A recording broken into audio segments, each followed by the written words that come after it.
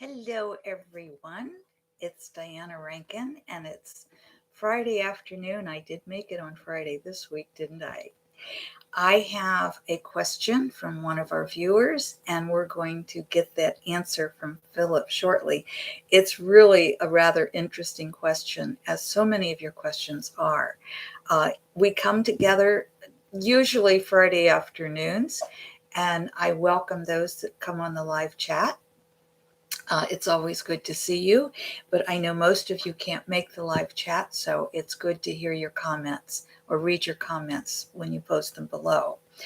What our question is this week is another question that blew me away, because I learned so much from these questions, and so I encourage you to write your questions. You can put them in the comment below. You can send them to me directly. Email. My email's below. It's also on my website. And what I ask, though, is not to ask personal questions unless they have a significance to the whole viewing audience. We're looking at the more esoteric questions. For personal questions, I would be happy to answer those. If you'd like to set up a session, you can do so through my website or just give me a call. The number, again, is on the website, which is just my name, and you can just click below and get directly, excuse me, get directly to the website. So we're going to get to that question in a moment, but I just want to take a moment to say welcome, everyone. I'm so glad you're here, and we are going to get a message from my spirit guide in addition to answering the question. This is one of my books, the Master's Book of Answers, and we just open to any page and we'll get our message for the week. Each page has a different message on it. People have asked me, can I just read this book from cover to cover? And you can. I don't know that it would have the significance reading it cover to cover. I don't think it does, actually. What I do is and this is what many people tell me they do, is every day when I sit down and journal after meditation in the morning and after feeding the animals and trying to come a little bit awake, is I just open to get my message for the day. And it's amazing how it fits. Or I may, before I go to sleep, get a message for the next day. So you can use it in different ways, but to read it from cover to cover, I don't think it'll have as much meaning as if you open up, get your message, and then really think about your message. That's the purpose of the book. All right, let's go ahead and get started, and hopefully a few of you will be available, and we'll get to say hello to you on live chat.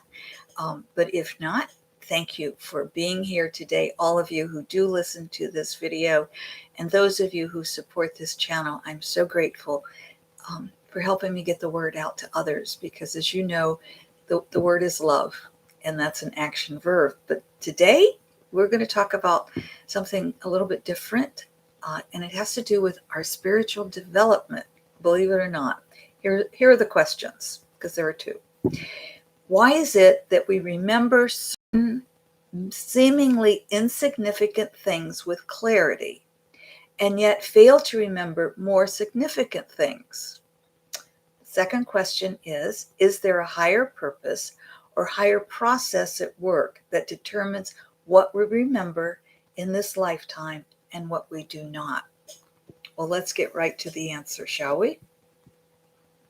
Not every memory has a higher purpose. However, every memory has a purpose. The memory may be for the purpose of bringing you joy or reminding you of how to do something. These are normal memories that help humans navigate earthly life. Those memories with a higher purpose will get your attention. As stated in the question, these memories may seem insignificant, but come with clarity. It is the clarity that gets your attention. These memories allow you to break through the veil of time and experience the present moment in what you thought was the past. We shall call these breakthrough memories, where you experience time out of time. In other words, these are not memories. You are simply experiencing what you call the past in the present. This allows you to recognize, I got the pages stuck. This allows you to recognize that time as you know it in the third dimension exists only as a tool of organization and communication. You have crossed over, if only for a moment, into higher dimensions. You are given what you consider an insignificant memory for two reasons. The first reason is as you develop more into your spiritual nature, the human mind can only absorb so much. Large memories may trigger the human consciousness to expand too rapidly. This can cause trauma to the human. There are cases where humans have developed rapidly, but we suggest a more sane approach to spiritual development. This allows the human mind to accept the miracles of the spirit without trauma to the human, but joy instead. All will unfold naturally as the human is ready once they accept their spiritual nature and begin their study. The second reason we bring forth that the memories seem small and insignificant is that they get your attention precisely because they seem small and insignificant. You pay attention in greater detail than if the memory is large. If the memory is a large story, you may not question as to why you have this memory, but instead say, "Oh, that's nice, I remember that."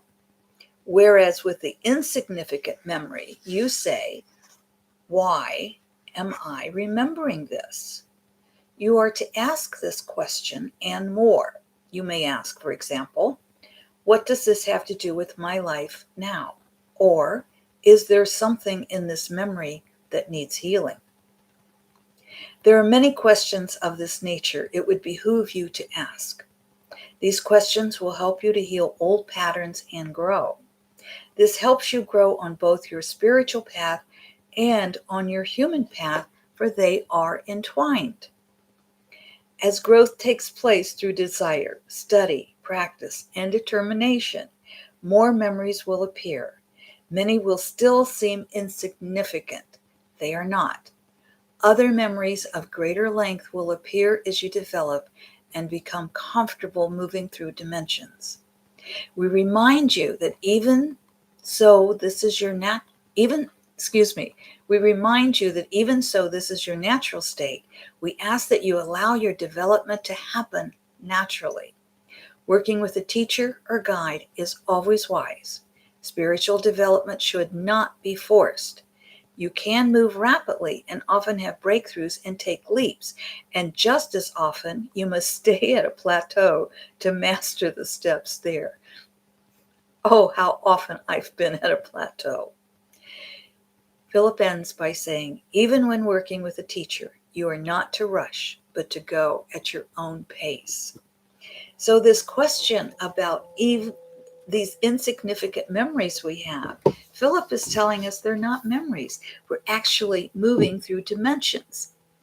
I won't take the time to go through the fourth, fifth, and so on dimensions. Science has already discovered, I think, 11 or 12. And there are many that science has not yet discovered beyond that. So it's pretty much endless. We live in infinity. And we are spiritual beings having a human experience.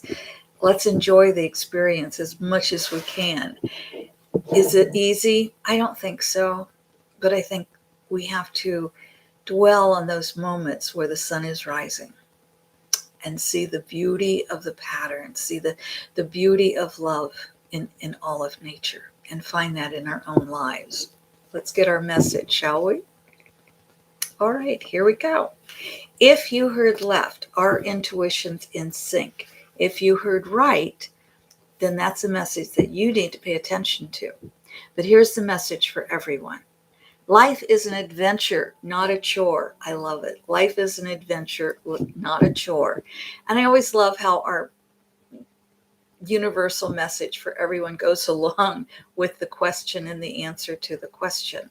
Let's make our life an adventure, because that's what it is. If we make it a chore, it's going to be a chore. And if you haven't already listened to the August predictions, please do so, because I think we're going to have to see life as an adventure in August. All right. If you heard right, here's your message. You don't have to look for what you want. You already have it. Recognize it and accept it. You don't have to look for what you want. You already have it. Recognize it and accept it. All right.